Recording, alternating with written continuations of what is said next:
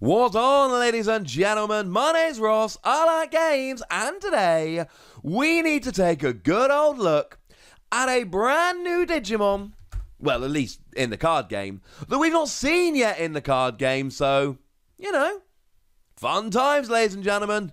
Fun times. Now, the Digimon in question is RustTyranomon, and stop me if you've heard this one before, but the lovely Jason Snowjacks gave our translation here.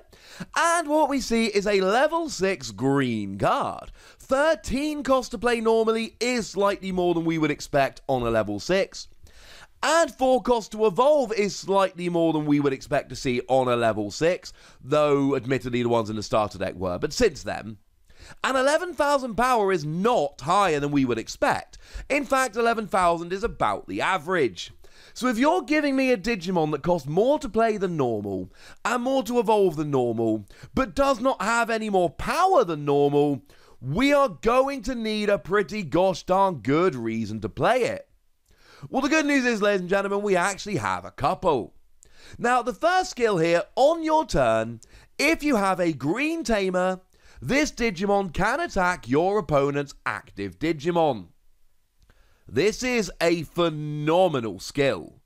This is a ridiculous skill, ladies and gentlemen. Because, you see, the general rule is you can only attack resting Digimon.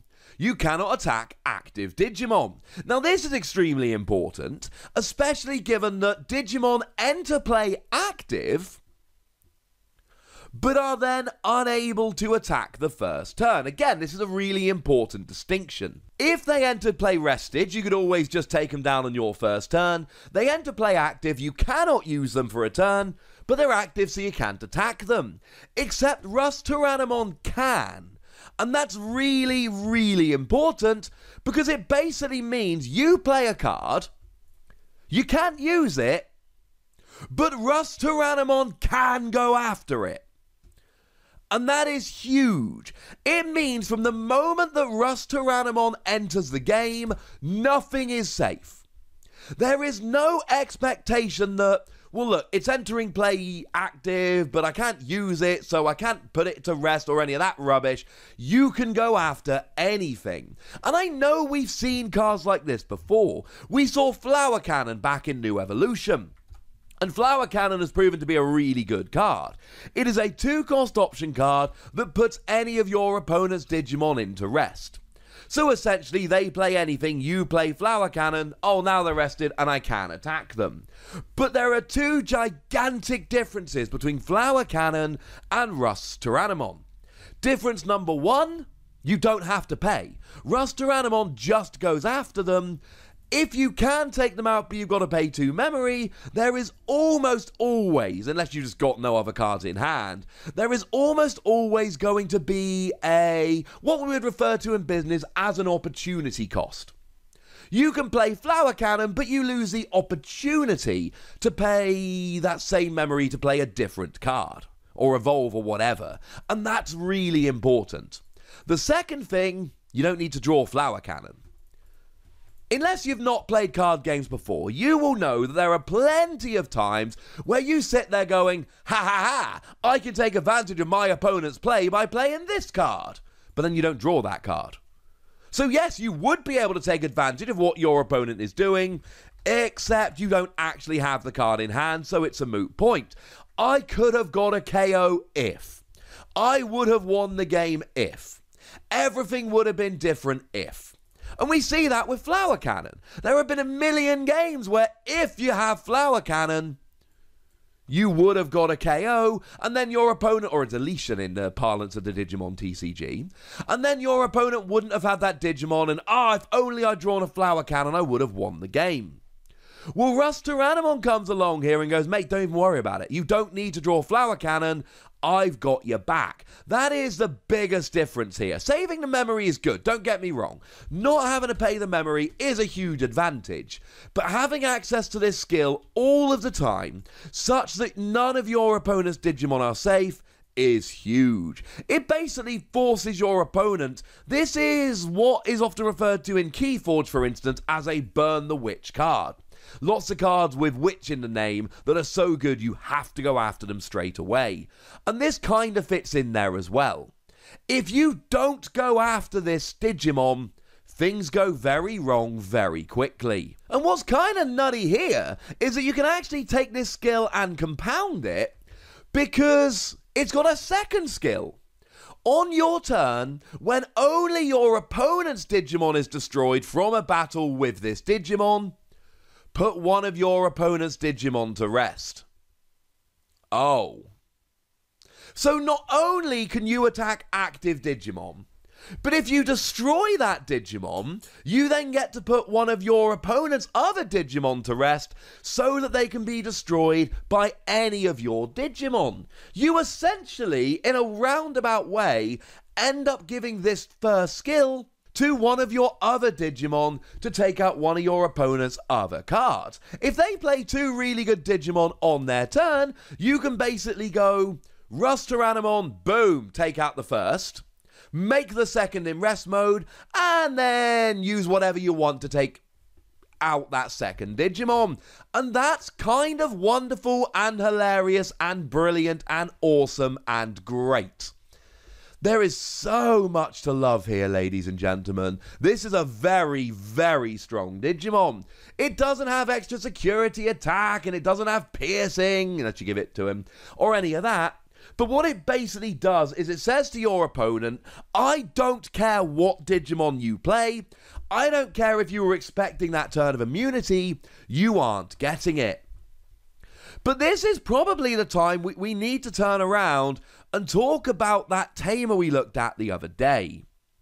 Because you see, we saw a tamer just a couple of days ago. We saw Tiger.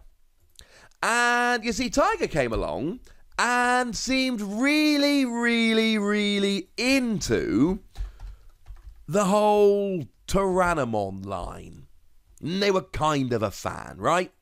And what it essentially did was, on your turn, all your Digimon with Tyranomon in the name gain Pierce. So you know a minute ago when I said that this doesn't have Pierce? Yeah, it totally does. So, well, assuming you've got this tamer, it doesn't have Pierce until you pop Tiger down. And now, of course, you can take out an opponent's active Digimon and still get a security check at the same time. That's kind of dumb. And on your turn, when you evolve into a Digimon with Tyranomon in its name, you may rest this tamer to reduce the evolution cost by 1, which is actually super handy here because it means that RustTyranomon becomes a free cost to evolve rather than a 4 cost, just gets it into play a bit more easily. That's a good thing. And also, when I talked about Tiger, I went, well, you know, something you do need to bear in mind here is that we only actually have red Tyranomon cards at the moment, so you need to play a mixed red-green deck. Well, now you don't.